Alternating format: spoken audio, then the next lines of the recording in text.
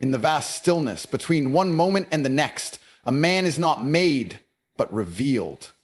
Not through pursuit, not through noise, but through a quiet relinquishing. Life, in all its elegant brutality, does not hand us clarity and haste. It whispers meaning through absence, through unanswered questions, through the doors we don't force open. The masculine soul is not found chasing illusions, but in standing still when the world demands motion, in disappearing, not as a retreat, but as a return to essence.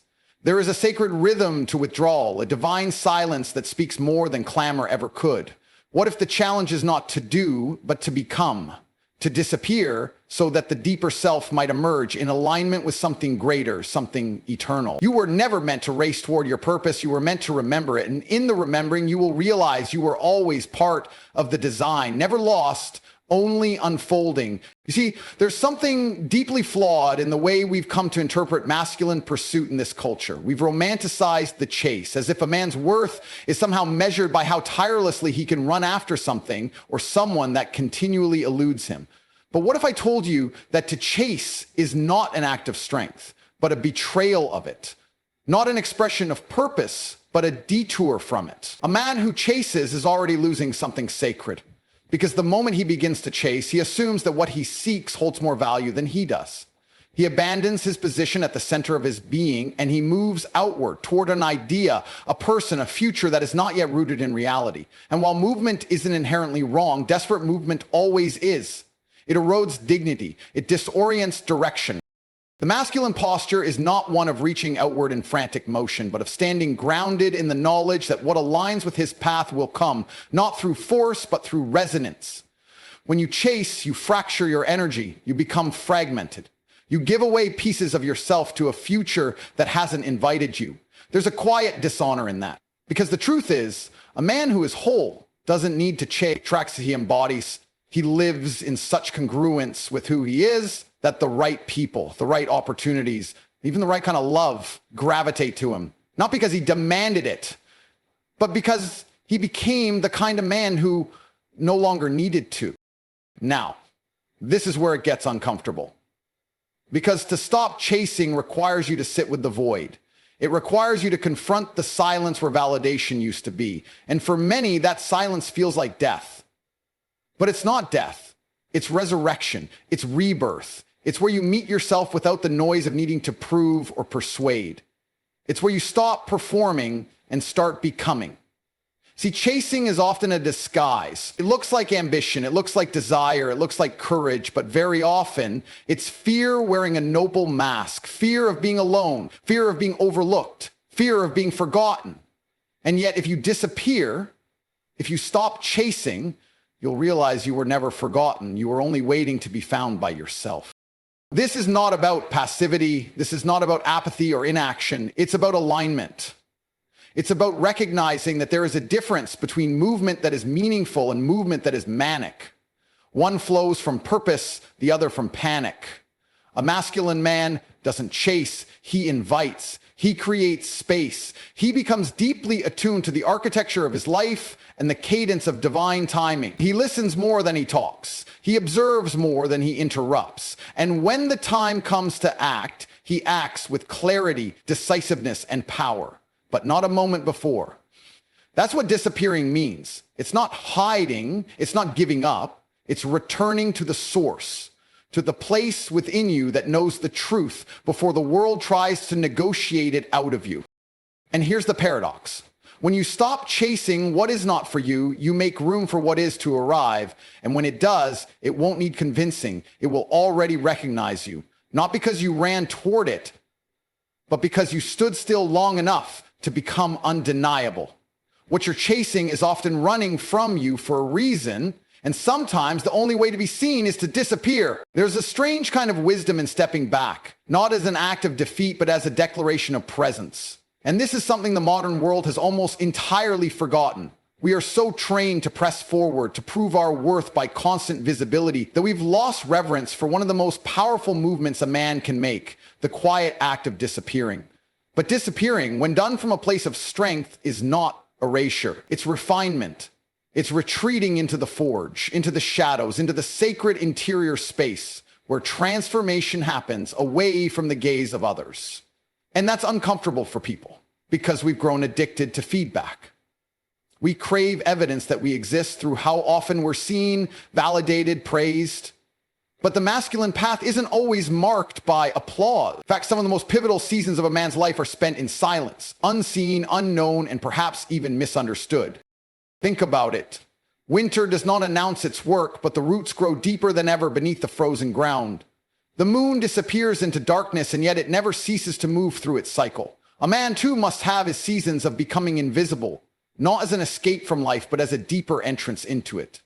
Because there comes a time when presence must be reclaimed, not displayed, when a man must leave the arena, not because he has lost the will to fight, but because he recognizes that not every battle is his, and not every noise deserves his voice. That takes strength, that takes clarity, that takes an unwavering understanding of value. And yes, the world will misunderstand you. It will question your silence. It will wonder where you've gone. But disappearing is not for the world. It's for you. It's for your soul. It's for your refinement. It's for the sacred work that cannot be done under the fluorescent lights of public opinion. You must understand, solitude is not loneliness. Withdrawal is not weakness. A man who knows how to disappear also knows how to return, stronger, sharper. He's not running away from the world. He's moving closer to his center. He's shedding the noise so he can hear the signal. He's walking into the cave, not because it's comfortable, but because it's necessary.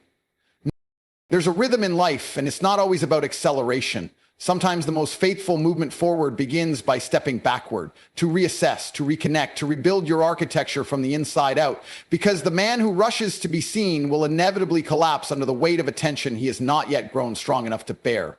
But the man who disappears intentionally, the man who goes dark for a while so he can remember the fire within, that man returns with gravity. He doesn't demand space, he commands it not by force, but by being.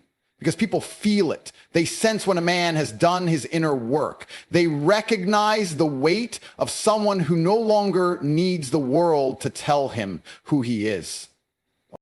And it's not easy to vanish from the noise, to resist the urge to explain yourself, to hold the tension of becoming in silence. But that's where the sacred work happens. That's where the deeper answers rise. That's where you meet yourself. Not the self you've performed, but the self that's been waiting behind the curtain the whole time. So if you feel called to disappear for a season, listen, if something inside you says it's time to step away, not to run, but to recalibrate, honor that voice. It's not weakness. It's not failure. It's wisdom. And it may be the most masculine thing you ever do. Disappearing isn't about vanishing. It's about returning to the place where your presence is reborn. We live in a world that's addicted to noise, constant motion, constant expression, endless demands to show up, speak louder, react faster. We've confused visibility with value, and in doing so, we've buried one of the most powerful forces a man can possess, stillness. Stillness is not idleness, it's not laziness, it's not apathy, dressed up as spiritual depth. No. Stillness is deliberate. It's discipline. It's an act of radical presence in a world that wants you to scatter your energy across 100 fleeting distractions. Stillness says, I am here. I am listening. I am not moved unless I choose to be. That kind of presence is terrifying to a world that thrives on chaos. Because when a man becomes still, truly still, he can no longer be manipulated. You can't bait him with praise and you can't provoke him with insult. He doesn't speak just to fill the air, and he doesn't move just to be seen. He operates from a center that doesn't tremble. And yet so many men are afraid of that silence.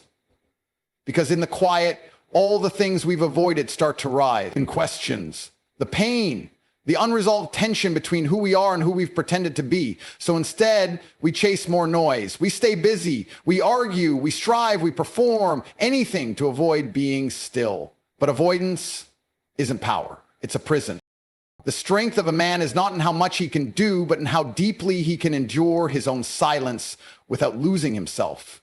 Stillness is where the real transformation happens. It's where the illusions fall away. It's where truth emerges, not the curated version, but the raw, unfiltered kind, that reshapes you from the inside out. And here's the paradox. The world tells you that if you're not speaking, you're irrelevant. That if you're not reacting, you're weak. But a man who lives in stillness knows that words spoken too soon are often wasted, and actions taken without inner alignment are just noise with legs. He doesn't rush into rooms to assert himself. He waits, he watches, he reads the room like a map. And when he moves, it matters. This doesn't mean becoming passive. It doesn't mean withdrawing forever or hiding behind a stoic mask. It means developing the kind of restraint that comes from knowing who you are beneath the performance. It means mastering the ability to pause, not because you're uncertain, but because you value timing, because you understand that power isn't just in what you do, but in when you do it and why. And maybe that's the rarest thing in a man today, someone who isn't in a hurry to be heard because he knows that his silence has its own gravity. Someone who can hold tension without rushing to relieve it. Someone who doesn't need to be loud to be felt. That's what makes a man magnetic. That's what makes his presence linger in a room even after he's gone. Stillness is strength because it resists chaos. It defies urgency. It honors depth. And it demands a kind of inner fortitude that few are willing to cultivate. But if you can find that space within you, the quiet chamber where your thoughts aren't trying to prove anything, then you begin to live from a deeper authority, one that can't be taken from you. One that's not dependent on applause or reaction or control. Because the man who can hold still while the world spins is the one who will remain standing long after the noise has passed. The loudest force in a room is not always the voice.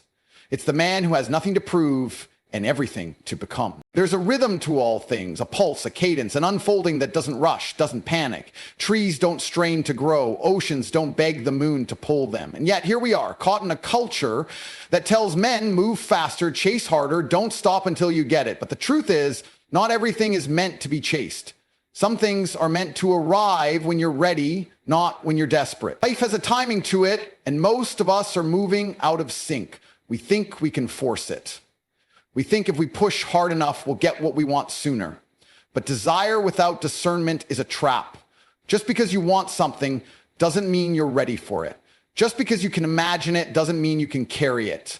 And masculine maturity is learning how to know the difference. This is where trust comes in. Not a passive kind of wishful thinking, but a deep-rooted trust in the architecture of time. In the fact that some doors are not locked. They're just not yours to open yet. And forcing them isn't ambition, it's sabotage. It's like trying to harvest fruit in winter. You'll tear it from the branch, but it won't nourish you. It wasn't ready, and neither were you. There's a difference between momentum and alignment. Momentum is what happens when you're in motion. Alignment is what happens when that motion actually means something. And sometimes the most aligned thing a man can do is wait. Not wait in passivity, not sit on his hands, but wait with attention, wait with reverence. Wait while becoming the kind of man who, when the moment comes, is capable of holding it without breaking. This is the rhythm of the masculine soul, action that flows from inner certainty, not outer pressure. And it's hard because it means you have to resist the urge to act prematurely. It means sitting in the tension of not knowing. It means standing still while others are running in circles and trusting that stillness doesn't make you weak, it makes you wise. And here's the thing. There are times when you'll want to speak, but the moment will ask for silence. Times when you'll feel ready to move, but the path ahead is still forming. You'll feel the discomfort of delay, the ache of being prepared but not yet released. That's where most men break. That's where they reach for distraction or validation or some shortcut that looks like progress. But the ones who wait, truly wait, are the ones who show up fully formed when the timing is right, and they don't arrive empty. They arrive with weight. What's meant for you doesn't need to be chased, it needs to be met, but you can only meet it when you're standing in the right place. Mentally, emotionally, spiritually. That's the real work. Not the chasing, not the proving, not the striving, the becoming. So the next time you feel like you're behind, like you've missed something, like life is moving without you, pause, step back, ask yourself, am I out of time or just out of rhythm? Because there's a difference. And the man who learns how to hear that subtle beat, the one guiding his own path, not everyone else's, that man becomes unshakable. You're not late, you're not forgotten, You're being aligned, and alignment doesn't shout, it whispers, it waits, it moves when it's time, and not a moment sooner. The man who trusts divine timing never runs out of time, because he becomes one with the rhythm that shapes it. There's something about mystery that we've forgotten. We live in a world that wants everything defined, categorized, explained, exposed. But the masculine soul doesn't thrive in full exposure. It flourishes in depth, in subtlety, in what is withheld just long enough to become valuable. And sometimes the most powerful presence in the room is the one that doesn't immediately reveal itself. You don't have to give everything away. In fact, you shouldn't. Because when you do, when you explain yourself too quickly, when you overshare, when you try to be fully seen before you fully formed, you rob the world of the gravity of your mystery. You flatten something that was meant to be dimensional. And the masculine is deeply dimensional. It's not just about being strong or silent or stoic. It's about carrying weight, spiritual weight, intellectual weight, emotional weight that others can feel even if they can't name it. That's mystery. It's not manipulation. It's not game playing. It's alignment with something ancient. Because mystery calls people inward. It invites them to lean in, to wonder, to ask questions. And that invitation, when it comes from a place of authenticity, not performance, is powerful. It doesn't just attract attention, it evokes respect. Now let's be clear. This isn't about being aloof or playing hard to get. This is about understanding that sacred things are often hidden, not because they lack value, but because their value demands protection. You don't expose treasure to traffic. You place it deep in the earth, behind locked doors, under careful watch. And the masculine at its highest expression is a kind of treasure. Not because it's rare, but because it's forged through depth, through pain, through patience, through process. Disappearing then becomes a reclaiming of mystery. It's not running, it's stepping into the shadows long enough to refine what the light will one day reveal. Because when a man overexposes himself before he's ready, emotionally, spiritually, even relationally, he opens himself up to being consumed rather than received. There's a difference. One diminishes you, the other honors you. You see, we often think being understood is the highest goal, but it's not. Being respected, being felt, being known, not just for what you say, but for the silence you carry, that's something deeper. It's the weight of presence. And you don't get that by chasing. You get that by becoming, by holding mystery, not as a weapon, but as a gift that matures over time. And it's not always comfortable, because when you stop chasing, when you disappear into your becoming, you lose some things. You lose attention, you lose the applause, you lose the surface level validation that comes from being constantly visible. But what you gain is substance. You gain integrity. You gain the kind of presence that can walk into a room without saying a word and still shift the atmosphere. And here's the irony. When you carry that kind of mystery, people notice. Not because you demanded it, but because you embodied it. You didn't hand them your worth. You invited them to witness it slowly, as it unfolded. That's the nature of the masculine archetype. It doesn't arrive screaming, it arrives formed. It doesn't broadcast its value, it becomes the value. So no, masculine men don't chase. They disappear, not to escape, but to evolve. They become the mystery that others want to understand, not because they're trying to be understood, but because they're becoming so deeply true to themselves that the world can't help but take notice. What is rare does not need to prove itself. Its silence is its signature. The truth is, life is far more intricate than we often give it credit for. We think it's linear, that it can be broken down into simple formulas and predictable patterns. But the deeper you go into the fabric of existence, the more you realize that the real power comes from the unseen forces, those quiet movements beneath the surface that determine the course of things. Masculinity, when understood at its most profound level, doesn't abide by the world's rush to force meaning onto everything. It doesn't demand immediate recognition. It waits. It understands that life unfolds in a way that is more like a symphony than a race. And just like a great piece of music, every instrument must play its part in its own time. The most magnificent movements happen not through effort, but through harmony. The man who disappears is not absent from the world. He's present in the most profound way, aligned with the currents of life that will lead him where he needs to be when he needs to be there. This doesn't mean he's passive. This doesn't mean he doesn't act. It means he has learned the art of trust, trusting that the right doors will open at the right time and that he doesn't need to break them down in order to enter. What's often difficult to understand is that the world will try to make you chase. It will push you to rush, to grab, to force outcomes. But when you let go of that desperate need to control every moment, something remarkable begins to happen. You begin to align with a much bigger plan. You begin to realize that not everything that happens to you is by accident or coincidence. Some things are meant to be, and they will unfold naturally if you allow them to. This, of course, requires an immense amount of patience. And patience in our modern world is not something many of us are taught to value. We're taught to hustle, to go after what we want with all the energy we have.